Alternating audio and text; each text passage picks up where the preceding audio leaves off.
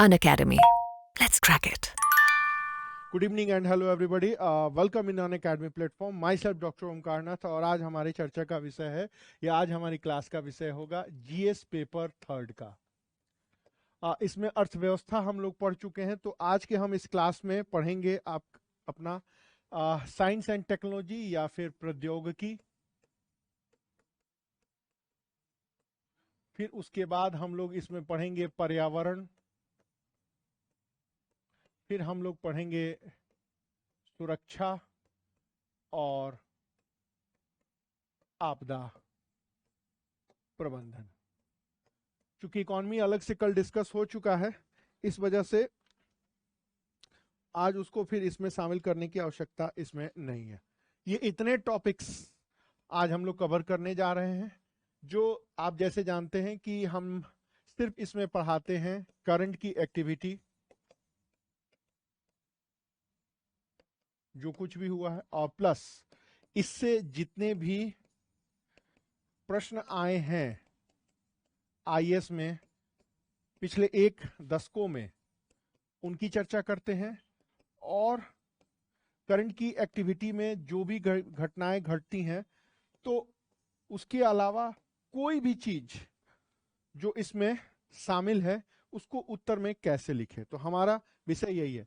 अब जैसे ये ट्रेडिशनल चीजें हैं ना, तो ये आपको ट्रेडिशनल टीचर भी इसको पढ़ाएंगे। हम इसमें ट्रेडिशनल बहुत डीपली नहीं जाएंगे, हम पढ़ेंगे कि इसको लेकर के अभी करंट की सिनेरियो क्या चल रहा है, और इसको लेकर के अभी आंसर कैसे लिखें, या फिर 10 साल के आईएएस के क्वेश्चन में कैसे आंसर आए हैं, या फिर किसी भी टॉपिक को हम पढ़ते हैं तो क्वेश्चन और आंसर कैसे लिखते हैं। आज हमारे चर्चे का विषय यही होगा। तो हम एक एक करके चीजों को देखते हैं कि सबसे पहले टेक्नोलॉजी लेते हैं, फिर एनवायरनमेंट लेते हैं, फिर सिक्योरिटी लेते हैं, और फिर डिजास्टर मैनेजमेंट को लेते हैं। कोशिश करेंगे कि आज हो जाए। वैसे एक दिन में ये टॉपिक होने वाला है नहीं, फिर भी विज्ञान व प्रौद्योगिकी, हालांकि सिलेबस में आपका टेक्नोलॉजी ही है, विज्ञान नहीं लिखा हुआ है, तो इसके बारे में हमें क्या पढ़ना है उसके बारे में बात करते हैं। एक है इससे जुड़ा हुआ,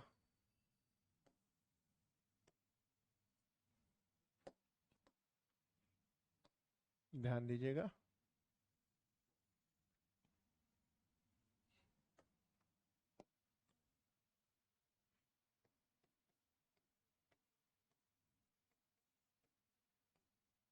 सबसे पहले हमें पढ़ना है इसका डेवलपमेंट, और एक शब्द होता है अनुप्रयोग। जब अनुप्रयोग की बात करेंगे तो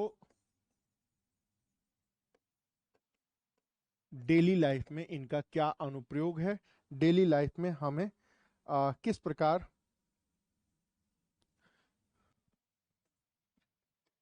इनका सामना पड़ना पड़ता है। भारत की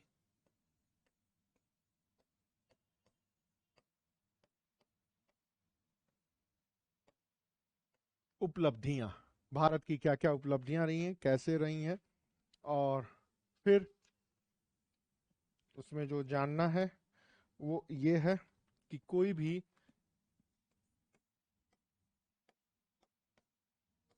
नवीन प्रौद्योगिकी का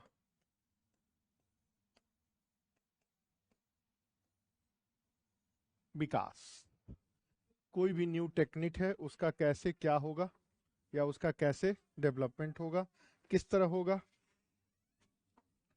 और क्या चीजें देखी जाएंगी। फिर उसके बाद इसी प्रौद्योगिकी में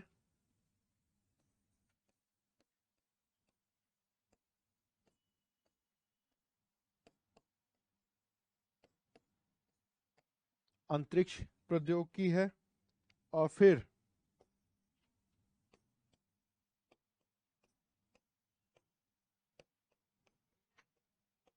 ऊर्जा के स्रोत हैं,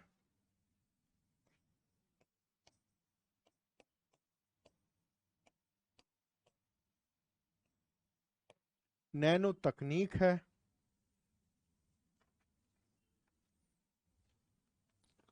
फिर माइक्रोबायोलॉजी,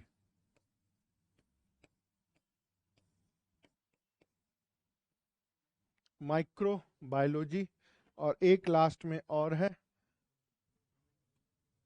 बायोटेक्नोलॉजी।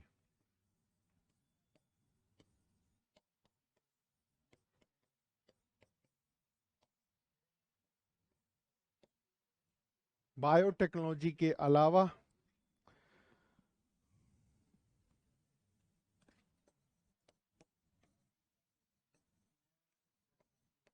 बौद्धिक संपदा अधिकार या फिर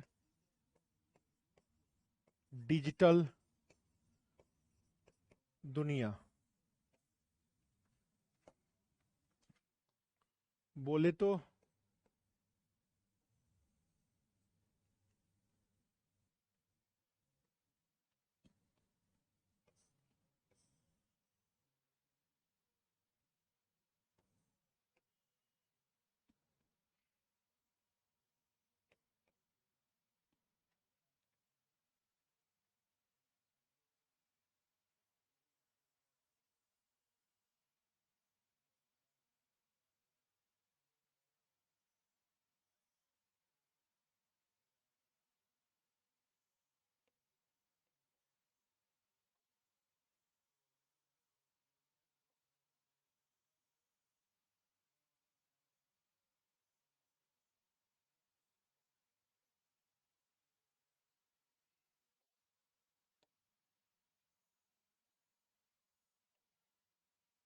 इतने सारे सेक्शन हैं जो आपको बोर्ड पर दिखाई दे रहे होंगे। अब हम एक एक चीजों को थोड़ा सा आपको एक्सप्लेन कर रहे हैं तो थोड़ी सी आइडिया मिल जाएगी। सबसे पहले स्टेप वन। स्टेप वन में हमें क्या पढ़ना है? डेवलपमेंट, कि हमारे देश के साइंस एंड टेक्नोलॉजी का डेवलपमेंट किस प्रकार हुआ, क्या हुआ, कैसे हुआ या किस तरह हुआ। इसमें हमें यही जानना है कि हमारे देश में क्या क्या पॉलिसियां रही, किस प्रकार की चीजें अडॉप्ट की गई। जैसे आफ्टर इंडिपेंडेंस और बिफोर इंडिपेंडेंस एक दो ऑर्गेनाइजेशन बनाए गए, कौन कौन से मेजर ऑर्गेनाइजेशन हैं, किस प्रकार हमारे देश में विज्ञान और प्रौद्योगिकी या साइंस एंड टेक्नोलॉजी के डेवलपमेंट के लिए मेजर ऑर्गेनाइजेशन एस्टैब्लिश किए गए और उनकी कार्यप्रणाली क्या है। दूसरा है उसका अनुप्रयोग। अनुप्रयोग का मतलब होता है डेली लाइफ स्टाइल में हमारे इनका क्या योगदान है, किस प्रकार की एक्टिविटियों को करते हैं, और डेली लाइफ में ऐसी कुछ भी जो चीजें हमारे लाइफ को इफेक्टेड कर रही हैं वो हमारे सिलेबस का हिस्सा है। फिर लास्ट 75 इयर्स में achievement of government of India या भारत की क्या क्या उपलब्धियां हुई हैं, चाहे वो अंतरिक्ष के क्षेत्र में रही हो या एनर्जी के सेक्टर में रही हो या फिर माइक्रोबायोलॉजी के सेक्टर में या नैनो टेक्निक के ऊपर।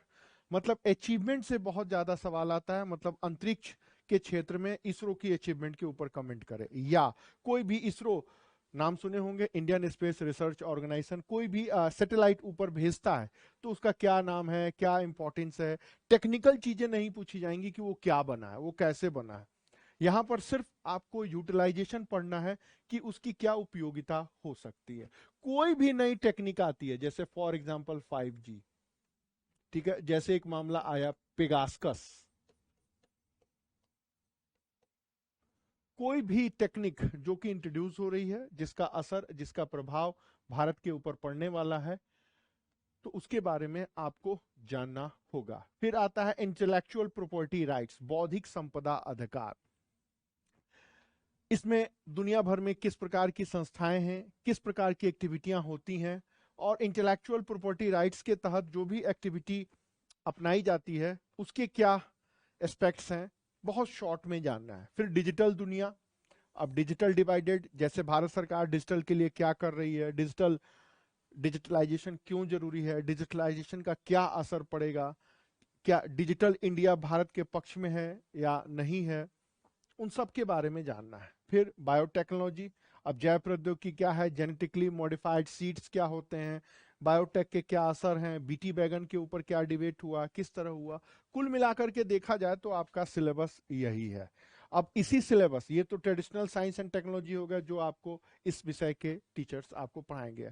हमारा सरोकार इसमें मेंस में आए हुए सारे सवालों को देखना है, पढ़ना है। और इसके अलावा करंट अफेयर्स के क्वेश्चंस क्या बन सकते हैं। फॉर एग्जांपल आजकल डिजिटल मामला काफी चर्चे में है, 5G और पेगासकस का भी मामला है, या फिर एनर्जी के ऊपर हाइड्रोजन फ्यूल की खूब सारी चर्चा हो रही है, या फिर नैनो तकनीक से यूरिया बनाया गया है वो क्या मामला है, और या फिर बीटी क्रॉप्स के बाद बीटी राइस भी धीरे से अलाउ कर दिया गया बैसिलस थ्रूजेनेसिस राइस के ऊपर। तो करंट अफेयर्स और ट्रेडिशनल कोई अलग नहीं है, लेकिन करंट अफेयर्स में हम एक साल के अंतर्गत जो कुछ भी हमारे देश में हुआ या जो कुछ भी हमारे भारत में संपन्न हुआ उसको हम लोग इसमें पढ़ते हैं या उसको हम लोग इसमें जानते हैं, और सबसे बड़ी बात उसको हम अपने हिसाब से लिखने का प्रयास करते हैं। तो अब थोड़ी सी अन्य और डीपली स्टडी हम यहाँ करना चाहेंगे कि क्या है, कैसे है और किस तरह है, फिर आपको वो सारी चीजें उभर करके सामने आएंगी। तो जो पहला है, विज्ञान और प्रौद्योगिकी अनुप्रयोग या उपलब्धियां।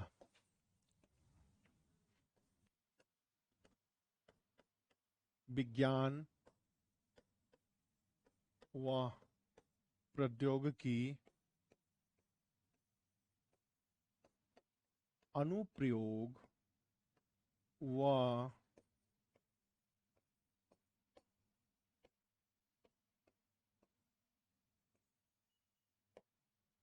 उपलब्धियां। अब इसके ऊपर क्या क्या आएगा उसकी चर्चा हम कर रहे हैं। ये एक पहला टॉपिक हो गया। सबसे पहले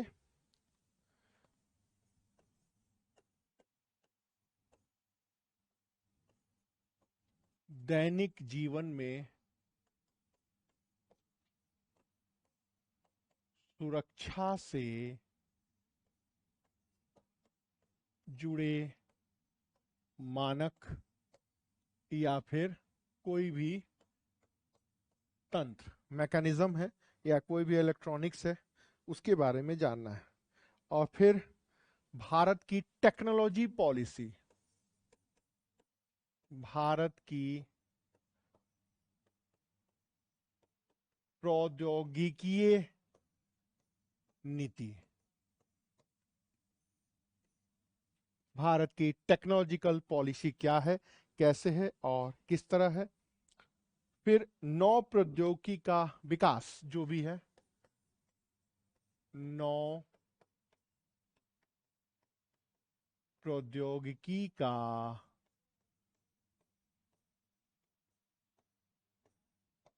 विकास, जो भी नई टेक्नोलॉजी आती है उसको हमें पढ़ना है। फिर प्रौद्योगिकी प्रयोग और हस्तांतरण,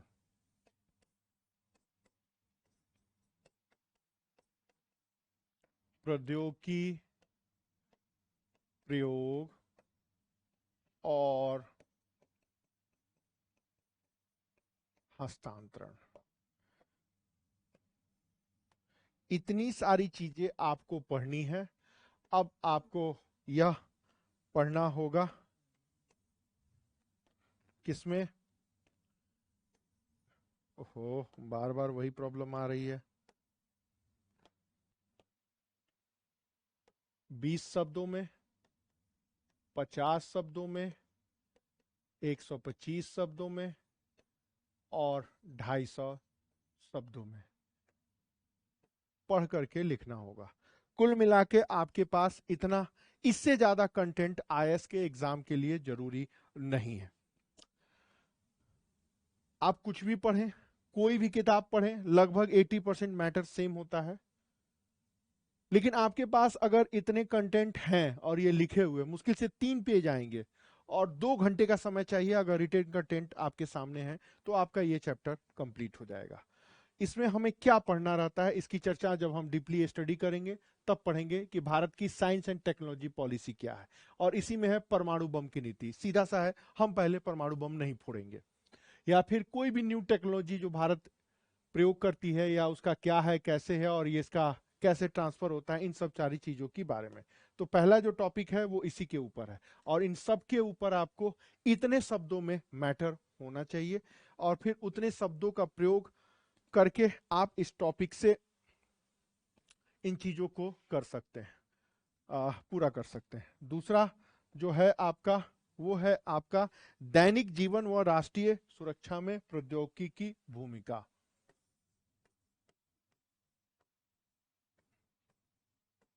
दैनिक जीवन व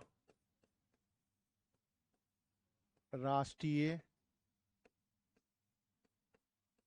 सुरक्षा में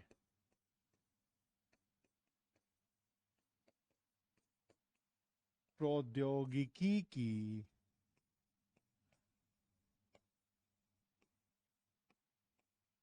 भूमिका। अब इसके बारे में हमें जानना है क्या है। सबसे पहले जो जानना है वो है भारत की मिसाइल तकनीक, नीति और विकास। भारत की क्या मिसाइल तकनीक रही है, क्या नीति रही है, किस प्रकार के भारत ने मिसाइल बनाई है और किस प्रकार का क्या रहा है। फिर विविध रक्षा उपकरण,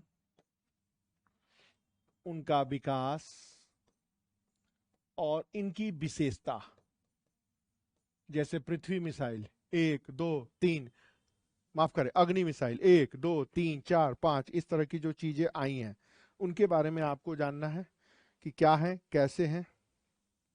फिर अंतरिक्ष गतिविधियां और उपलब्धियां किसकी भैया, तो इसरो की। अब इसरो तो भाई स्थापित हुआ है तब से प्रक्षेपित कर रहा है, कैसे कर रहा है और क्या हो रहा है, लेकिन फिर भी जानेंगे। एक जो सबसे इंपॉर्टेंट आ रहा है आर्टिफिशियल इंटेलिजेंस, इनको थोड़ा हिंदी में लिखने में परेशानी होगी, फिर भी मैं कोशिश करता हूं। आर्टिफिशियल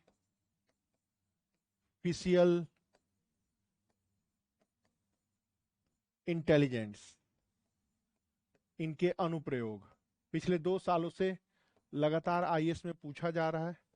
क्या होता है आर्टिफिशियल इंटेलिजेंस और इसके अनुप्रयोग के बारे में।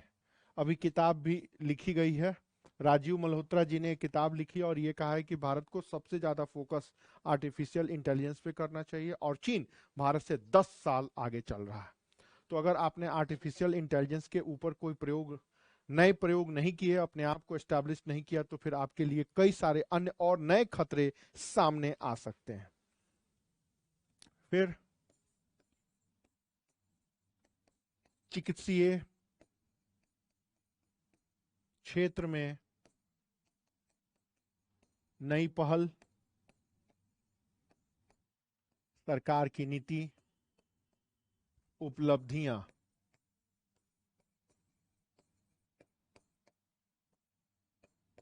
ये जानने हैं। चिकित्सा के क्षेत्र में क्या है, कैसे है, किस तरह है, इसके बारे में आपको जानना है।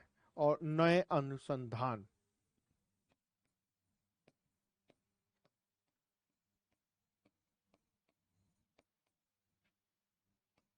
मैं आपको पहले भी कह रहा हूं कि इन सारे टॉपिक को 20 शब्द, 25, 50, 125 और 250 वर्ड में तैयार करना होगा। इससे ज्यादा कहीं अन्य और पढ़ने की आवश्यकता इसमें नहीं है। क्या कि आर्टिफिशियल इंटेलिजेंस क्या है, इनके अनुप्रयोग के ऊपर टिप्पणी करें, या फिर अंतरिक्ष प्रौद्योगिकी के ऊपर क्या इनिशिएटिव हो रहा है, या फिर ब्लॉकचेन टेक्निक क्या है जो उभर करके आई है। तो आने वाले टाइम पीरियड पर कोई भी क्वेश्चन इनके दायरे से बाहर नहीं जाएगा, ये देख लीजिएगा। तो कुल मिला के 4 से 5 घंटे का टॉपिक है ट्रेडिशनल, और करंट अफेयर्स की बात करें तो रिटन कंटेंट है, तो 2 घंटे में ये सारा कुछ कवर किया जा सकता है। इससे ज्यादा अन्य और इसके ऊपर प्रश्न बनने की संभावना फिलहाल आईएएस के लेवल पर नहीं दिख रही है। जैव प्रौद्योगिकी, जब से ये चैप्टर है तब से यह चर्चे में है बायोटेक्नोलॉजी का। अब बायोटेक्नोलॉजी क्या है, कैसे है, किस तरह है, उसके अलावा जो बायोटेक्नोलॉजी के बारे में हमें जानना है, जैव प्रौद्योगिकी नीति अनुसंधान और विकास के बारे में भारत सरकार की क्या नीति रही है। जैव प्रौद्योगिकी नीति, फिर है अनुसंधान, फिर है डेवलपमेंट पॉलिसी। इसके अलावा कुछ अन्य और चीज यहां पर विशेष रूप से एग्जाम के लिए जानने की आवश्यकता नहीं है। फिर नई नीति या पहल, फिर घोषणाएं, एक और भी है वैश्विक पहल, विवाद। अब कैसे, थोड़ा सा मैं आपसे यहां चर्चा करना चाहूंगा। जैसे बीटी बैगन के ऊपर विवाद हुआ, ये मान लीजिए बैगन है, थोड़ा सा गलत तरीका बना दिए, ओरिजिनल कलर में आपको बनाते हैं, लाल बैगन नहीं होता, जो बैगन का कलर होता है वही हमें आपको बना रहा हूं। ये देखिए, पहले बैगन ऐसे होते थे, बड़े सॉफ्ट होते थे, छुइए तो बड़े अच्छे दिखते थे। आजकल ये बड़े ठोस आने लगे हैं, बैगन की मात्रा बड़ी हो गई है, इसमें कुछ जिन डाला गया है और यह जिन का नाम है बीटी। बीटी का मतलब होता है बैसिलस थ्रूजेनेसिस। अब ये इसी तरह कपास पर भी था। आपको जानना है कि यह क्या है। दूसरा, यह क्यों डाला गया, पीटी का क्वेश्चन, यह किसने डाला, इसके क्या प्रभाव होने हैं, और फिर क्या इसके नेगेटिव प्रभाव या नकारात्मक होनी है, क्या इसकी कोई चुनौती है, या भारत सरकार की क्या पहल हो सकती है। पता नहीं, ये सारे सेगमेंट एग्जाम में आ चुके हैं। कभी बीटी बैगन आता है, कभी क्या, क्यों, कैसे, किस तरह। तो अगर ये चीजें क्लियरिटी रही ना, तो फिर कोई समस्या आपको नहीं होगी, या फिर कोई समस्या का सामना आप लेवल पर नहीं कर पाएंगे। दूसरा, एक और देखिए, बीटी बैगन के बाद दूसरा जो मामला है, क्या मामला है भाई, एक शब्द है गोल्डन राइस, सुनहरा सोने का चावल, पता नहीं क्या जिसको बोला जाए। गोल्डन राइस के बारे में भी बात हुई। क्या बात हुई भाई, ये क्या है, इसमें एक बीटा कैरोटीन डाला गया। यह क्यों डाला गया, इससे क्या असर पड़ेगा, इससे हेल्थ के ऊपर क्या असर पड़ रहा है, और यह यूएन के फूड प्रोग्राम में क्या असर है। मुझे आज भी याद है कि जब मैं ग्रेजुएशन में एडमिशन लिया था तो 2001 का सबसे चर्चित मुद्दा था, और आज चल रहा है 2021। अब जाकर के बीटा कैरोटीन युक्त चावल फिलीपींस में अब इसकी खेती भी चल रही है, और पूरे यूएन के प्रोग्राम में वर्ल्ड लेवल पर यह इसको इंप्लीमेंट किया जा रहा है। ठीक उसी तरह कई तरह के फैक्टर होते हैं जैव प्रौद्योगिकी में। कभी जिन पूछ लेते हैं कि जिन क्या है, या जीन्स क्या होता है, या फिर ये बीटी जिन क्या होता है, ठीक है। इसके अलावा बोलवर्म क्या होता है, ये कीड़े का नाम है। फिर उसी तरह बीटी क्रॉप के बारे में क्या होता है, जो पेस्टिसाइड्स डाले जा रहे हैं उनका क्या असर हो रहा है, गिद्ध क्यों विलुप्त हो गए, डिक्लोकिन वगैरह फसल उत्पादन करने के लिए जो पेस्टिसाइड्स का प्रयोग किया गया था, उस पेस्टिसाइड्स का असर ही हुआ कि मरे हुए जानवरों को खाने के बाद गिद्ध उसको खा करके मर गए। तो प्रश्न ये उठता है, जब जानवर मर जा रहे हैं और इंसान के शरीर में ये लगातार जा रहा है, तो इंसान के ऊपर क्या असर पड़ा है। जो नई रिपोर्ट आई है, क्या रिपोर्ट आई है कि जो भी एक छोटी सी मूली ऐसे होती थी, और आजकल मूली जेनेटिकली मॉडिफाइड आ रहा है, तो हम जब इसको खा रहे हैं तो इसमें जो भी प्रोटीन, विटामिन, कार्बोहाइड्रेट, मिनरल्स हमारे शरीर को मिलना चाहिए वो मिल नहीं रही है। तो परिणाम क्या हो रहा है? परिणाम यह हो रहा है कि हम खाना खा के भी कुछ नहीं खा रहे हैं और दिन पर दिन इंसान कमजोर होता जा रहा है, या इंसान की इम्यूनिटी सिस्टम या ये कहिए WBC लगातार कमजोर हो रहे हैं, और जिससे वो आसानी से किसी भी बीमारी का शिकार हो जा रहा है। तो अब इसी से रिलेटेड लगातार बातें उभर के आ रही हैं। अब अगला सेक्टर है सूचना प्रौद्योगिकी या IT। अब इसमें सूचना प्रौद्योगिकी की क्या रही है? तो IT एक्ट आया है, सूचना प्रौद्योगिकी नीति क्या रहा है? अनुसंधान का स्तर, विकास कैसे हुआ और उपलब्धियां क्या रही हैं, या फिर अभी एट प्रेजेंट सिनेरियो क्या चल रहा है, इसी में पढ़ना है। क्या? IT act. इसी में पढ़ना है सरकार बनाम ट्विटर विवाद, जिसमें रविशंकर जी की कुर्सी खिसक गई या चली गई, या फिर जो भी कहना चाहिए कि IT एक्ट को लेकर के क्या आया है। और जो सबसे उभर करके आ रहा है वो है कि हमारा मोबाइल कहीं भी सेफ नहीं है और हमारे चीजों को कोई भी चुरा सकता है, अर्थात डेटा सिक्योरिटी का प्रश्न। इसी में आपको पढ़ना है पेगासकस का मामला।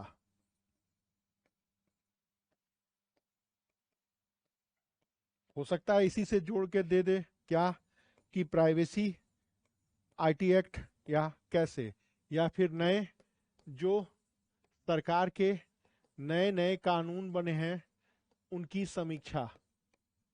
पहले टेक्नोलॉजी में सिर्फ टेक्निकल चीजें पूछी जाती हैं, अब सबसे बड़ी समस्या है ना, अब देखिए क्या है समस्या, कि अभी जैसे IT एक्ट आया, अब इससे यह दे देंगे, पॉलिटी जोड़ देंगे कि भाई इससे प्राइवेसी कैसे इफेक्टेड हो रही है, दूसरा इससे सिक्योरिटी कैसे इफेक्टेड हो रही है, इससे क्या चैलेंज मिल रहा है, और सबसे बड़ी बात, इससे क्या ग्लोबल चैलेंज मिल रहा है, और ये किस प्रकार के डेंजर या डेंजरस पोजीशन क्रिएट कर सकते हैं। अब ये थोड़ा सा पैटर्न जो इधर लगातार बदला है कि टेक्नोलॉजी में आप पहले टेक्नोलॉजी पढ़ते थे, आज जो कुछ भी गतिविधियां भारत सरकार जो सरवाइव कर रही है, जो भारत सरकार देख रही है, जो भारत सरकार अब्जॉर्ब कर रही है, जो भारत सरकार का सामना कर रही है, सब जोड़ देंगे। अब एक ही प्रश्न में कहां पॉलिटी शुरू हो रहा है, कहां सिक्योरिटी शुरू हो रहा है, और कहां टेक्नोलॉजी शुरू हो रही है, कहां आपका अपना एथिक्स और कॉमन सेंस काम कर रहा है, निर्धारण करना असंभव है। तो पहले होता था कि ये लो बेटा नोट्स, ये लो बेटा किताबें और रट जाओ और लिख लो, नहीं, अब ऐसा नहीं है। अब रटंत, घुटंत और लिखंत, ये जो टेक्निक है ये आपको छोड़ना पड़ेगा। जिस चीज से भारत सरकार प्रभावित हो रही है, जिस चीज से भारत सरकार सामना कर रही है, जो चीज भारत सरकार फेस कर रही है, वो आपको समझना होगा, और वो सब समझने के बाद आपको समझना है, और आपको 125 से 250 और भी हैं, 20 और 50 वो भी हैं, शब्दों में आपको लिखना है। ध्यान रखिएगा, समझ गए हैं आप वो उतना महत्वपूर्ण नहीं है, समझने के पश्चात आप इन चीजों को लिख रहे हैं या लिख पा रहे हैं कि नहीं वो महत्वपूर्ण है। उसकी उपयोगिता हो सकती है या फिर उसकी अपरिहार्यता हो सकती है, ठीक है। ये जानना बहुत महत्वपूर्ण है कि आपने इन चीजों को, अब जैसे ये सरकार बनाम विवाद, इंडियन एक्सप्रेस, हिंदू उठा करके देखिए रोज भरा हुआ है, 15 दिन तक लगातार न्यूज आता रहा, बट उसमें लिखना क्या है, 124 कि न्यू IT एक्ट ने किस प्रकार के नए समस्याओं को जन्म दिया है, या न्यू IT एक्ट के कौन से प्रावधान है, ऐसे ऐसे ऐसे तमाम तरह की बात है। आगे IT एक्ट के बाद या सूचना प्रौद्योगिकी के बाद इंटेलेक्चुअल राइट्स, बौद्धिक संपदा व अधिकार संबंधी मुद्दे। थोड़ा सा कॉम्प्लिकेटेड है। इसको बोलते हैं इंटेलेक्चुअल प्रॉपर्टी राइट्स, इसको बोलते हैं ट्रिप्स और ट्रिम्स। ये कुछ अंतर्राष्ट्रीय लेवल के शब्दावलियां हैं, उनके बारे में हमें जानना है। छोटा सा मुद्दा है। आपने कुछ नाम सुना होगा, जामुन, हल्दी, बासमती, नीम, तुलसी और प्लस गोल मिर्च और डाल दे नींबू और बना डालो काढ़ा। और जितनी विक्स की गोली लो, खिचखिच दूर करो, उसको हटाओ, ये काढ़ा पी लो। ये वर्ल्ड का सबसे बेहतर चाय बनाया गया है और एक कप चाय की कीमत है $50 रुपए भारत में 5 स्टार होटलों में। ये फ्री में सबके घरों में मिल जाएगा, हमें कोई पिलाता भी है तो भी हम इसको नहीं पीते हैं, लेकिन वर्ल्ड का सबसे बेस्ट चाय, इसको पेटेंट करा लिया गया। उसी तरह जामुन का, हल्दी का, बासमती का, नीम का पेटेंट करा लिया, कहा गया अब इसके माध्यम से जो भी इसका प्रोडक्ट बनेगा उसको जिस देश ने पेटेंट कराया है उसको आपको पैसा देना हो। अब बताइए, ये सब भारत के कोने कोने में विद्यमान है। कौन नहीं जानता कि नीम के दातुन से मुंह धोना चाहिए। आज सारे लोग टूथपेस्ट छोड़ के नीम के दातुन से धोने लगे हैं। उसी तरह अमेरिका ने बासमती का पेटेंट करा लिया और कहा कि ठीक है, तुम्हारे यहाँ बासमती है तो खोल के दिखाओ। तो वाल्मीकि रामायण खोला गया और उसमें लिखा हुआ है कि जब राम जी अयोध्या से मिथिला पहुंचे तो मिथिला में जो भोज दिया गया था, उस भोज में बासमती चावल बनाया गया और पूरे अयोध्या वासी उस चावल की खुशबू से इतने आश्चर्यचकित हुए कि ये चावल की खुशबू कौन सी है, तो ये बासमती का था। ये सबूत दिया गया, तब हमें सबूत देना पड़ा कि बासमती हमारा है। दूसरा, अब जामुन है, अमेरिका ने फिर कहा कहां है जामुन तुम्हारा, तो हमें बंदर और मगरमच्छ की कहानी सुनानी पड़ी जामुन वाला। उसी तरह हल्दी, क्या रामायण का युद्ध हुआ, लक्ष्मण को बाण लग गया तो हल्दी का लेप लगाया जा रहा है, ये सबूत देना पड़ा। ये हर घर में प्रयुक्त होने वाले कुछ हैं। अब अमेरिका ने पेटेंट करा लिया। अब आज के बाद से कुछ भी नीम, हल्दी का कहीं भी कोई भी दवा बनता है, अगर उसमें दवा बनाया गया तो आपको पैसा देना होगा। यही है ट्रिप्स और ट्रिम्स, मतलब पेटेंट। ये लोग हमारे देशों में घुस घुस करके, अब आप कहीं भी चले जाइए और किसी से कहिएगा भैया नीम तोड़ ले, तो कोई मना नहीं करेगा।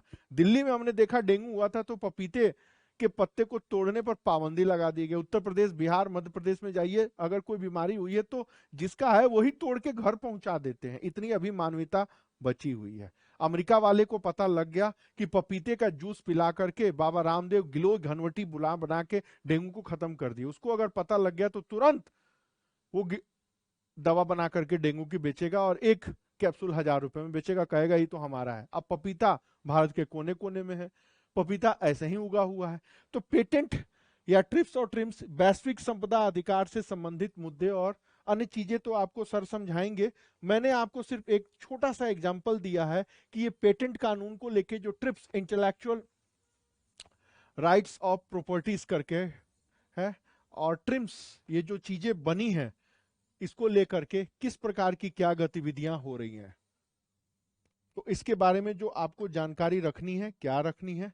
तो ये जो पेटेंट जैसे मुद्दे हैं, तो ये क्या होता है, सबसे पहले बौद्धिक संपदा अधिकार, अर्थ, प्रभाव या नीति। विद्यमान कानून, लागू होने वाले नए कानून।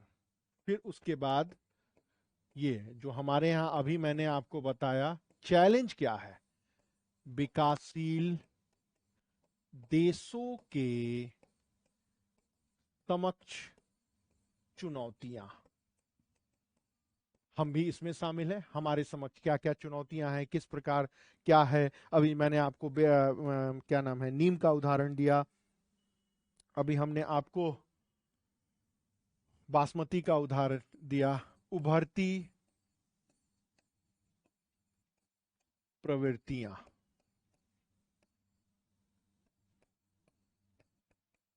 विगत कुछ सामयिकी घटनाएं। अब इन सारे चीजों को, वही मैंने बोला 20, 50, 125 और 250 वर्ड में आपको लिखने की क्षमता होनी चाहिए। कुल मिलाकर के देखें तो 4 से 5 घंटे का टॉपिक है। थोड़ा इंटरेस्टेड, जैसे मैंने अभी आपको बताया जामुन की कहानी, अब बंदर मगरमच्छ की कहानी, ये बहुत प्रसिद्ध कहानी है पंचतंत्र की। इसकी कई सारी सीख है। रामायण का मैंने उदाहरण दिया, नीम का उदाहरण दिया। तो लगभग भारत जैसे देश में ये लोग खूब घुसपैठ कर रहे हैं और जो कुछ भी मिल रहा है उसको चुरा रहे हैं और पेटेंट करवा ले रहा है, उसके बाद कर रहे हैं मेरा है। तो अब सोचिए, बासमती के नाम से अगर चावल बिकना होगा तो एक कंपनी को आपको पैसा देना होगा। आपको वही जानना है क्या कानून क्या है, नए कानून क्या है, और क्या क्या नई प्रवृत्तियां उभर करके आ रही। 2-3 बार क्वेश्चन आ चुका है कि बौद्धिक संपदा को लेकर के विद्यमान प्रावधानों की चर्चा करें और भारत जैसे विकासशील देशों के समक्ष उत्पन्न होने वाली चुनौतियां और संभावित आसन खतरों पर टिप्पणी करें। 250 शब्द। अब 250 शब्दों में ये चारों चीज मेंशन है। अगर आप इन सब के बारे में थॉरो स्टडी नहीं किए हुए हैं, क्या प्रॉब्लम आ रहा है, क्या मेजर चैलेंज आ रहे हैं और क्या सारी चीजें हो रही हैं, इनके बारे में अगर आपको आइडिया नहीं है तो बड़ी समस्या हो जाएगी। कई सारे बच्चे कहते हैं कि सर प्रश्न सॉल्व नहीं होता है। कैसे सॉल्व होगा? आप रटंत घुटंत लिखंत करेंगे तो कैसे सॉल्व होगा? आप अखबार पढ़िए, मैगजीन पढ़िए, टीवी न्यूज देखिए, और सबसे बड़ी बात, जो कुछ भी भारत सरकार सामना कर रही है उसके बारे में आपको जानकारी होनी चाहिए। और फिर तब आप देखिए कि एक भी सवाल आपके सिलेबस से बाहर नहीं आएगा या फिर कहीं कोई समस्या आपके सामने नहीं आएगी। फिर उसके बाद है कंप्यूटर एंड इलेक्ट्रॉनिक्स।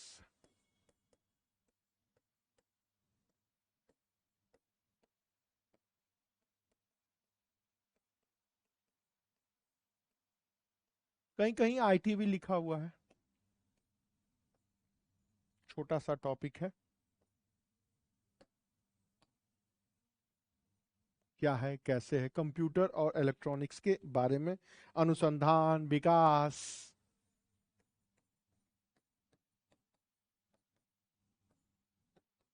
जैसे सी डैक है,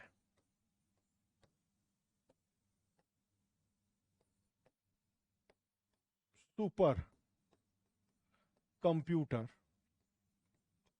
नीति विश्व में स्थान। 5G आने वाला है।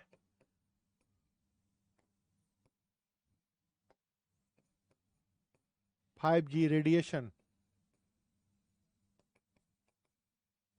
से उत्पन्न विवाद। 2 फिल्मों का नाम दूंगा, किटी रोबोट, और अभी जो उभर करके सामने आया है, कहा जा रहा है कोरोना कम, ये 5G से रेडिएशन से उत्पन्न होने वाला विवाद है। भगवान जाने, ऐसा ना हो तो ही बेहतर। लेकिन पक्षी सारे मर रहे हैं, गौरैया मर रहे हैं, छोटी छोटी चिड़िया का नामो निशान मिट गया है। और जो रोबोट 2 में आपने देखा है वो कहीं गलत नहीं दिखाया गया। आने वाले टाइम पीरियड में इस रेडिएशन से लगभग बहुत सारे नई नई चीजें उभर के आ रही हैं। जो लोग मोबाइल ज़्यादा यूज़ करते हैं, लीड ज़्यादा यूज़ करते हैं, उनके दिमाग पर असर पड़ता है, पागल होने की संभावना कुछ ज़्यादा रहती है, स्ट्रोक होता है। अब तो मोबाइल एक रोग हो गया है जिसको मोबाइल फोबिया कर दें, कि जिससे मोबाइल छीन लिया जाए तो इंसान विचलित होने लगता है। पहले कोई प्रॉब्लम आती थी तब इंसान बेचैन होता था, आज तो मोबाइल छीन लो तो इंसान बेचैन होने लगता है। अब जल्द ही इसका एक नया रोग होगा और रोग का नामकरण आ जाएगा। एनीवे, अभी जैसे वर्ल्ड की सुपर कंप्यूटर में क्या पोजीशन है, किस तरह भारत का नया सुपर कंप्यूटर कौन सा है, या 5G के बारे में दे देंगे। इसके ऊपर मैक्सिमम जो सवाल बनता है 250 शब्दों के सवाल नहीं बनेंगे, 20, 25 या 125 शब्दों के ऊपर ही ज्यादातर सवाल बनते हैं। ठीक है, इससे ज्यादा कुछ अन्य और सवाल बनने की संभावना उतनी नहीं है, और इससे लगभग हो जाएगा आपका। फिर उसके बाद से नई नई तकनीकें, नवीन तकनीकों जो है उसके बारे में बात करते हैं। नई तकनीक व भारत। नई तकनीक और भारत, किस प्रकार की नई नई तकनीकें उभर के आई हैं। ये ब्लूटूथ है, ऑप्टिकल फाइबर है, डीटीएच है, सब एग्जाम में आ चुका है। जैसे ब्लूटूथ, ऑप्टिकल, गलत लिख दिया मैंने,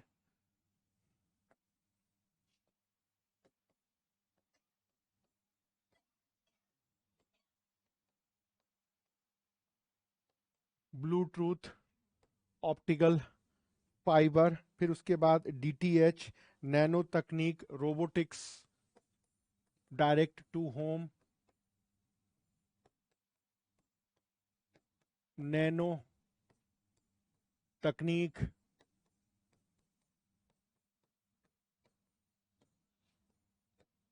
रोबोटिक्स, या रोबोटिक्स के अलावा जीएम क्राइम, जीएम फसलें और इनका हेल्थ पर प्रभाव, अभी जो मैंने आपको बताया जीएम फसलें, telemedicine,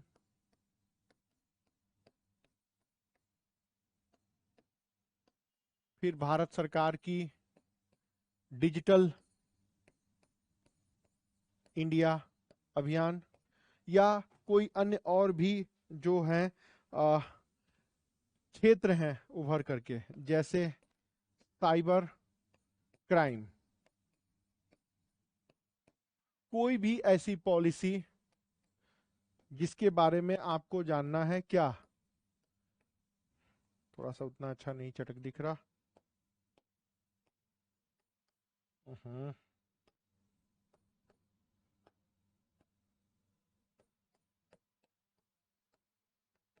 government of India policies, कोई भी जो भारत सरकार को प्रभावित कर रही है, भारत सरकार की नीति इससे प्रभावित है, भारत सरकार का सिस्टम इससे प्रभावित है, भारत को मिल रही है चुनौती, चाहे वो चुनौती इसके कंट्रोल का हो या फिर इसके नियंत्रण का हो। ऐसी कोई चीज जो भारत सरकार के लेवल पर इंप्लीमेंट है, चाहे वो प्रभावित हो रही हो, या उनकी नीति हो, या सिस्टम प्रभावित हो रहा हो, या चुनौती या कंट्रोल कैसे करे, वो आपके सिलेबस का हिस्सा है। आवश्यक नहीं कि आप इन सारे चीजों को जानें, लेकिन यह कंपलसरी है कि आपकी नजर इनके ऊपर होनी चाहिए। अगर ये फैक्ट, फिगर, एनालिसिस, रिपोर्ट इतनी भी अगर आप कवर करते हैं तो ये छोड़ सकते हैं। जैसे रोबोटिक्स, बहुत कुछ है जानने को, पढ़ने को, उतनी संभावना एग्जाम में आने की नहीं है, बट जिससे भारत सरकार प्रभावित हो रही है, जैसे कि कोरोना के पीरियड में रोबोट को कंपाउंडर के रूप में प्रयोग किया गया, वैक्सीन वगैरह के देने के रूप में, या युद्ध के हालात में कुछ प्रयोग किया जा सकता है, या बॉम्ब को खोजने के, बॉम्ब रिफ्यूजिंग दस्ते के रूप में इनका प्रयोग हो सकता है, या टेलीमेडिसिन का प्रयोग हो रहा है, या डिजिटल इंडिया, भारत जोड़ो अभियान जो चल रहा है, या भारत नेट परियोजना, इस तरह की तमाम तरह की, या साइबर क्राइम जो सबसे सेंसिटिव है, इतने सारे फ्रॉड के केस आ रहे हैं। आपको बस जानना है साइबर क्राइम का स्टेटस क्या है, कोई भी उदाहरण, भारत सरकार की पॉलिसी क्या है, किस प्रकार इसको लॉक कर रहे हैं, कंट्रोल किया जा सकता है, अन्य जो चुनौतियां उत्पन्न हो रही हैं उनको कैसे कंट्रोल करेंगे। इससे ज्यादा आप आईएएस के लेवल पर वही शब्द सीमा वही होगी, 20, 25, 50, 120 या 250 वर्ड्स। इससे ज्यादा अगर आपने दिमाग खपाया, सर खपाया, तो फिर आपको समस्या का सामना करना पड़ेगा या कई नए तरह की समस्याएं आपके सामने आ जाएंगे। अब इसमें से कुछ चीजों को हम आपके सामने लिख के दिखाते हैं। जैसे क्वेश्चन आ गया जीएम क्रॉप, उसके बारे में, तो आपका पेपर होगा बिल्कुल ऐसे। यहां यूपीएससी लिखा रहेगा, आपको लिखना होगा। सबसे पहले आप इसमें लिखेंगे परिचय, ये क्या है, 1 लाइन, 2 लाइन, 3 लाइन। फिर जीएम तकनीक क्या है, थोड़ा सा टेक्निकल भी आपको लिखना पड़ेगा। और फिर इसकी पहल क्यों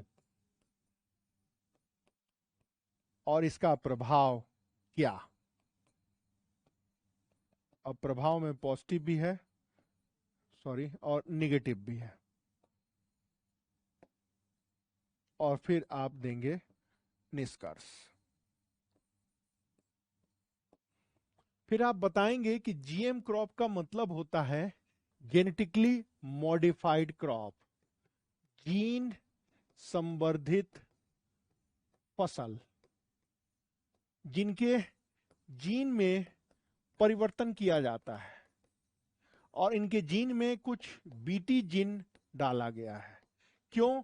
क्योंकि ये मजबूत हो जाए, ये खुद ही कीटों को खत्म कर सकें, इनका उत्पादन बढ़े और इनसे फूड सिक्योरिटी की सुरक्षा हो सके। कारण, क्योंकि हमारे पॉपुलेशन का ग्रोथ रेट 3% है और अनाज का, फूड का ग्रोथ रेट 1% है। तो 2030 से 50 के बीच में हम फूड क्राइसिस का सामना कर सकते हैं। 40% बच्चे हमारे यहाँ मॉल न्यूट्रॉन से इफेक्टेड हैं और लगभग 42% हमारी महिलाएं एनीमिक हैं और लगभग पूरे देश में कुपोषण का स्तर बढ़ता जा रहा है। खाद्य सुरक्षा और पोषण उपलब्ध कराने के लिए इस प्रकार बीटी क्रॉप या जीएम क्रॉप की आवश्यकता बढ़ रही है। ये देखिए, इतने पॉइंट हैं आपके उत्तर में जो कि आपको यहां पर डालने हैं। मैं पढ़ के सुना रहा हूं। परिचय, ध्यान रखिएगा। पॉइंट नंबर 1, जीएम तकनीक या जीएम क्रॉप एक विशेष रूप से जीन संवर्धित फसल है जिनके जीन में परिवर्तन किया जाता है, इन्हें ही वो कहा जाता है। तो फर्स्ट पॉइंट में इतने आएंगे। अब जीएम तकनीक, पैरा चेंज करेंगे, उसमें लिखेंगे आमतौर पर इसमें बहुचर्चित एक बीटी जीन डाला जाता है जिसका नाम है बैसिलस थ्रूजेनेसिस।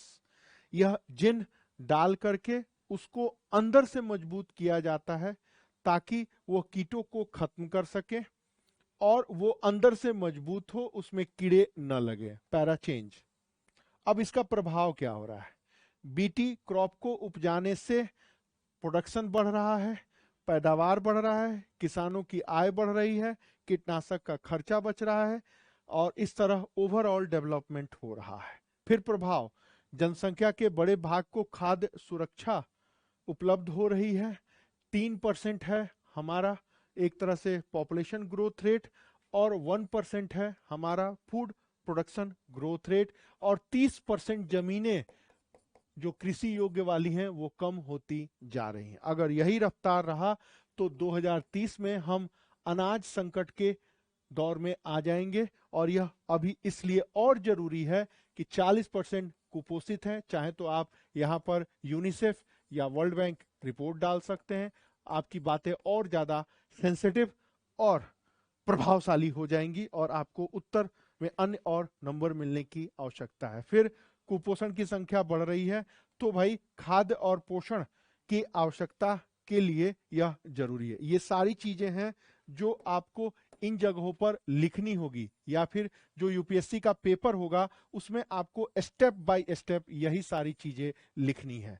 तो अगर आपके पास कंटेंट है, अगर आप एक बार लेक्चर सुनते हैं, जैसे मैंने आपको 5 मिनट में समझा दिया यह टॉपिक और आपको कंटेंट भी लिख करके सामने दे दिया, हमारे जैसे विशेषज्ञ से पढ़ने का आपको एक अतिरिक्त लाभ यही होता है कि वो सिर्फ पढ़ाते नहीं हैं, पढ़ाने के बाद से जो भी समस्या उभर करके आ रही है या एग्जाम का अप्रोच क्या है, किस प्रकार के प्रश्न बन रहे हैं, क्या क्या कंटेंट लिखना है, जैसे मैंने अभी आपको जो डाटा बताया, फैक्ट बताया, ये सारे डाटा अखबारों में निकलते हैं। द हिंदू हो गया या इंडियन एक्सप्रेस हो गया या फिर विज्ञान और प्रौद्योगिकी पत्रिका हो गए या फिर अन्य और विज्ञान प्रगति पत्रिका के अलावा जो भी रिपोर्ट्स आते हैं, तो हम आपको पूरे अखबार से पढ़ने के बाद यही 1-2 लाइन का डाटा बताते हैं कि आप लिख लीजिए, और फिर इन डाटा को हम अपने लेवल पर अपडेट भी करते हैं। तो विशेषज्ञ आपको एक निश्चित समय में टू द पॉइंट चीजें उपलब्ध कराते हैं, जिससे आप इन बातों को समझ सके, जिससे आप इन चीजों को अच्छी तरह जान सके और चीजों के ऊपर पहल कर सके, तो फिर समस्या नहीं रहती। अब जो आपको इससे जुड़े हुए कुछ अन्य और मुद्दे भी हो सकते हैं। अब जैसे कि क्या प्रभाव हो रहा है, तो हेल्थ के ऊपर कुछ नेगेटिव है, जैसे कि एक नेचर पत्रिका है और एक पत्रिका और है लॉसेंट, ये ल्यूसेंट नहीं, लॉसेंट।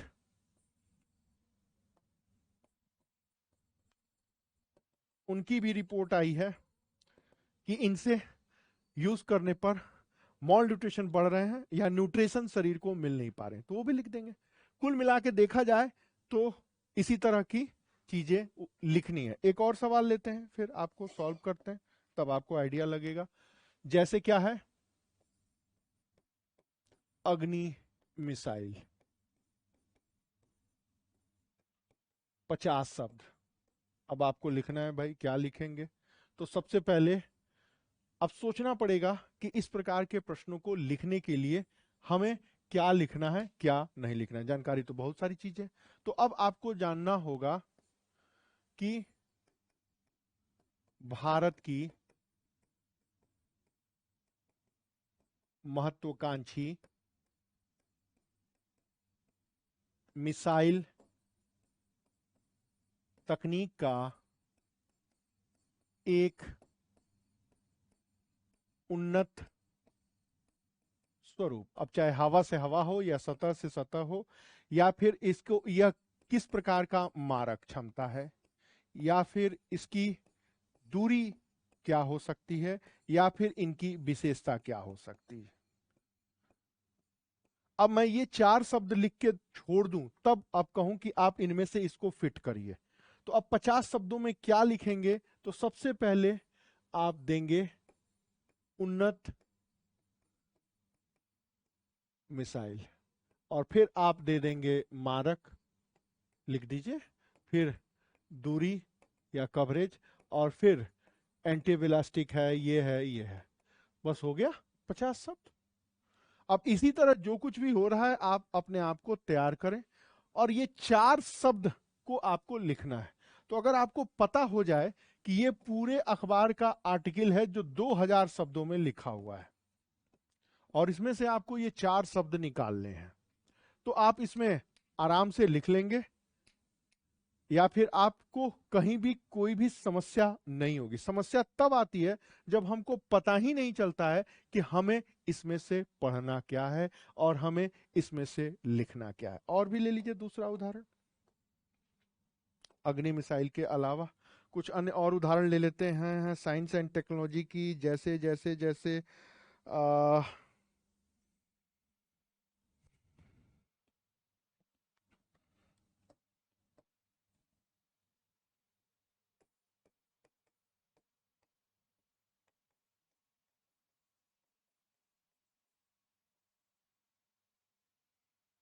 Cyber security.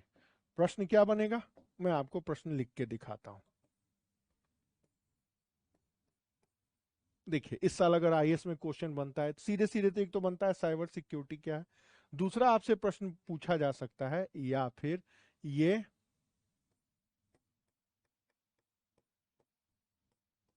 पेगासकस का मामला साइबर सिक्योरिटी के साथ निजता, डेटा सिक्योरिटी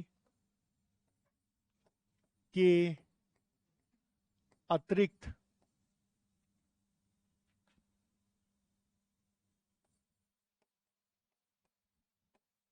आंतरिक व बाह्य सुरक्षा को भी चुनौती देने वाला एक महत्वपूर्ण घटनाक्रम के रूप में हमारे सामने है। अब मान लीजिए ये सवाल दे दे और आपको लिखना है, तो आप उसको कैसे लिखेंगे? आप इसको किस प्रकार समझेंगे? अब ध्यान से देखिएगा। अब एक तो पेगासकस का मामला है, दूसरा टॉपिक इसी से जुड़ा है साइबर सिक्योरिटी का, तीसरा जुड़ा है प्राइवेसी का, और फिर उसके बाद से डेटा सिक्योरिटी का, फिर इंटरनल एंड एक्सटर्नल सिक्योरिटी का। और आपको इसको उत्तर लिखना है। आईएएस वाले कभी कभी बहुत बदमाशी करते हैं, उनको दे दिया जाए ना कि आप उत्तर लिखिए तो नहीं लिख पाएंगे, और फिर हमसे या हमारे जैसे स्टूडेंट से या आपके जैसे स्टूडेंट से लिखवाते हैं कि लिखो बेटा। अब एक साथ इन चीजों के ऊपर है, तो आप कैसे लिखेंगे? बहुत ही अंडरस्टैंडिंग की जरूरत है, और ये एकदम करंट अफेयर्स का टॉपिक है, और इसमें राष्ट्रीय अंतर्राष्ट्रीय सारे मुद्दे हैं। तो अब इसको लिखना है। पहले क्या होता था कि भाई साइबर क्राइम क्या है, लिख डालो। नहीं, अब ऐसा नहीं है। अब इसमें एक साथ current affairs, science and technology, polity, फिर ये भी साइंस एंड टेक, ये सिक्योरिटी, और फिर आपका कॉमन सेंस। तो अब आपको लिखना होगा। क्या लिखना होगा ये मैं आपको बोर्ड पर बता रहा हूं, थोड़ा सा इंट्रो के रूप में। पेगास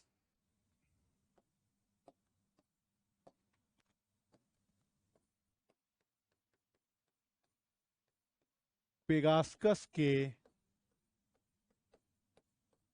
मुद्दों ने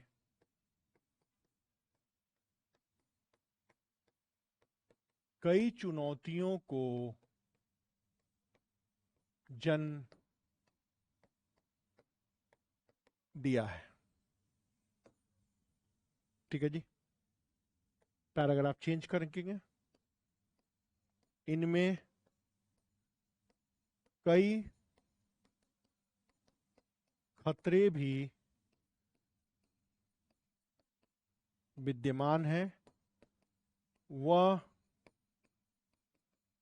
भविष्य की चेतावनी भी है। फिर उसी के नीचे आगे कंटिन्यू करेंगे। वर्तमान में भारत का साइबर लॉ, और फिर इसको आप डिफाइन करेंगे, और फिर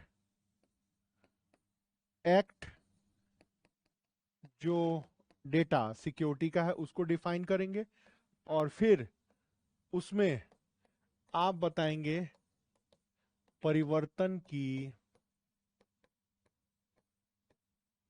आवश्यकता है, और फिर इन संदर्भ में ये पहल किए जा सकते हैं। बस हो गया। मेन थिंग इन दैट कि आपको इसमें जानना है, क्या जानना है भाई, कि एक तो आपको इसको लिखना है छोटे से शब्दों में, फिर उसके बाद आपको साइबर लॉ लिखना है, कौन सा है, फिर एक्ट कौन सा है और क्या परिवर्तन है, ये आपको आर्टिकल पढ़ने के बाद, न्यूज़पेपर पढ़ने के बाद, एक्सपर्ट हमारे जैसे किसी भी एक्सपर्ट से जानने के बाद, पढ़ने के बाद उसको टू द पॉइंट छोटे से शब्दों में लिखना है। देखिए हो गया आपके आंखों के सामने। अब एक महीना पेगासकस के मुद्दे को लेकर के राजनीति छाई रही, मुद्दा छाया रहा, संसद में नहीं चलने देंगे, नहीं चलने देंगे। 2 दिन पहले ये घोषणा आई थी, सरकार ने इसको इनडायरेक्ट में मान लिया कि हमने पेगासकस की मदद लेकर के जासूसी कराई। एक बार हमला हुआ सरकार के ऊपर, ये सरकार इस्तीफा है, ऐसे ऐसे। अब उसका दूसरा न्यूज आया कि चीन की कंपनी हुआयो ने पूरी दुनिया के प्रभावशाली लोगों को फोन को हैक किया है, कंप्यूटर को हैक किया है और वो उनको इंफॉर्मेशन निकाल के ब्लैकमेल कर रहे हैं। ये तो सबसे बड़ा खतरा है। दूसरा, चीन इन्हीं को ब्लैकमेल कर रहा है, हो सकता है पैसे भी दे रहा है और उनको अपने हिसाब से पॉलिसी बनाने की बात कर रहा है। दिल्ली के एक बड़े पार्टी के मशहूर वकील चीन के प्रेमी हैं, एक मशहूर टेलीविजन के चैनल के एंकर बड़े प्रसिद्ध हैं, पुरस्कार भी मिला, वो भी चीन के प्रेमी हैं। कुछ पॉलिटिकल पार्टियां भी चीन की प्रेमी हैं। रीजनल पार्टियों का तो अपना कोई व्यू ही नहीं है। दिल्ली से जुड़े हुए एक और नेता बड़े चीन के प्रेमी हैं या चुप्पी साधे हुए हैं। तो बड़ी समझ में नहीं आया कि ये चीन का प्रेम इतना प्रभावी क्यों हो रहा है। सबसे बड़ा खतरा तो चीन ही है। अब सरकार ने इनकी पता लगाने के लिए पेगासकस की मदद ली कि भाई हमारे यहाँ कौन चीन के चुंगल में फंसा हुआ है, जरा पता लगाओ। पेगासकस ने उन सारे लोगों की फोन को हैकिंग किया और बताया कि इनकी डीलिंग चल रही है। सरकार के पास पूरी फाइल रिपोर्ट है। इनफैक्ट कई तो सुनने में आया कि कश्मीर के नेताओं का कनेक्शन कहां कहां है, ये सब सरकार ने पता लगा। इसलिए देखे ना, सब एकदम शांत है। एक तो मानना पड़ेगा कि घी टेढ़ी उंगली से नहीं निकाली जा रही है, घी सीधी उंगली से ही निकल रही है। कहा जा रहा है घी से कि भैया तुम निकल जाओ, नहीं तो डिब्बा ही पिघल जाएगा, फिर तुम बिखर जाओगे। तो ये चीजें देखी जा रही हैं। पेगासकस का मामला जितनी तेजी से उठा उतनी ही तेजी से शांत हो गया। अब देखिए कहीं कुछ है ही नहीं। अब आप पेगासकस के माध्यम से सरकार ने जो पहल की वो गही है, सही है या गलत, ये एथिक्स का भी मुद्दा है। तो बहुत सेंसिटिव प्रश्न है जो आपको जानना होगा। मैं अगर एक राष्ट्रभक्त के नाते पूछूं तो एकदम सरकार ने बिल्कुल सही किया। राज्य से बड़ा कोई संस्था नहीं होने चाहिए, राष्ट्र है तो हम हैं। अब मेरा फोन में कोई ऐसी बातें हैं जो राष्ट्र विरोधी हैं तो हमें तो जेल में होना चाहिए। तो पेगासकस ने जो कुछ भी किया बिल्कुल सही किया, एक पक्ष यह भी है। दूसरा, अगर इसी तरह सरकार लोगों के फोन को टैप करते रहेगी, हैकिंग करते रहेगी, तो सरकार ही ब्लैकमेलर की भूमिका में आएगी। तो ये कहीं शोभा नहीं देता। आखिर प्राइवेसी और ह्यूमन राइट्स भी कुछ चीज है। लेकिन अंत में अगर हम कहें तो आप बेहिचक लिख सकते हैं कि राष्ट्र के समक्ष अन्य सारे मुद्दे गौड़ हो सकते हैं, निजता का प्रश्न राष्ट्र की सुरक्षा से ज्यादा महत्वपूर्ण नहीं है। जब साइबर सिक्योरिटी और साइबर क्राइम का संकट हमारे सामने है तो पेगासकस का मुद्दा निसंदेह एक गलत तकनीक है, लेकिन किसी भी प्रक्रिया का उदाहरण इस संदर्भ में करना चाहिए कि उसमें राष्ट्र हित का विषय कितना है। तो अगर मुद्दा राष्ट्र हित है तो पेगासकस ने जो कुछ किया वो सही है और उसमें कहीं कोई शंका नहीं होनी चाहिए। ये मेरे विचार है। आप इसको उपयोग कर सकते हैं, लिख भी सकते हैं, नेशन सिक्योरिटी से जोड़ सकते हैं। तो भाई नेशनल सिक्योरिटी से हम या कपिल सिब्बल या अरविंद केजरीवाल या बीजेपी का कोई मिनिस्टर उतना ज्यादा इंपॉर्टेंट नहीं है। प्राइवेसी बाद में है, पहले नेशनल सिक्योरिटी है। तो ये कुछ ऐसे मुद्दे थे जिसको आज हमने डिस्कस करने का प्रयास किया। मैटर सब सेम होता है, किताब भी सब सेम होता है। मेन थिंग इन डैश आप इन चीजों को कैसे पढ़ते हैं, कैसे समझते हैं और कैसे टू द पॉइंट चीजों को देखते हैं और फिर उसके बाद से इन चीजों को कैसे लिखते हैं, चाहे वो 120 वर्ड्स में हो या 250 वर्ड्स में हो या 20 या 50 शब्द में हो। तो अब आपको इन्हीं चीज के ऊपर अपनी ओवरव्यू बनानी है।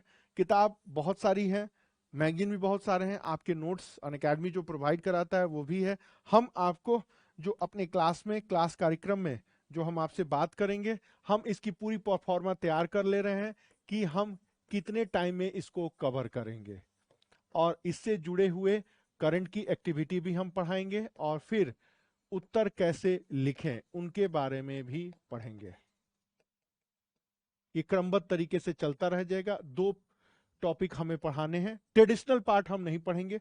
आज मैंने सिलेबस में जरूर ट्रेडिशनल पार्ट आपको पढ़ाया है। हम इसी बात के ऊपर फोकस रखेंगे कि अभी वर्तमान में क्या गतिविधियां चल रही हैं और प्रश्न कैसे बन सकते हैं। हाँ, जब प्रश्न को हल सॉल्व करेंगे तो विगत 10 सालों में जो भी प्रश्न आए हैं उनको भी सॉल्व करेंगे। तो ये थी आज की एक छोटी सी क्लास, छोटी सी पहल। उम्मीद है आपको अच्छी लगी होगी और पसंद भी आई होगी और समझ में भी आया होगा। कल हम इसी को थोड़ा आगे एक्सटेंड करेंगे और सिक्योरिटी का भी प्रश्न है और 2 टॉपिक एक साथ कवर करेंगे अपने अगली क्लास में। एक तो सिक्योरिटी का मुद्दा और दूसरा डिजास्टर मैनेजमेंट का मुद्दा। थोड़ा डिटेल स्टडी करेंगे, फिर ये पूरा का पूरा 3rd पेपर कंप्लीट हो जाएगा। इकोनॉमी हम डिस्कस कर चुके हैं, थोड़ा इन्वायरमेंट भी बचा हुआ, उसको भी डिस्कस कर लेंगे। ठीक है, सिक्योरिटी, डिजास्टर मैनेजमेंट और इन्वायरमेंट, ये हम आपको अगले क्लास में कवर करने की कोशिश करेंगे। ठीक है जी, तो उम्मीद करते हैं कि आपको थोड़ी बहुत चीजें तो समझ में आई होंगी, मैं अपनी बात कहने में सफल हुआ हूँगा। तो कल अपनी क्लास में मिलते हैं। Thank you. ओके।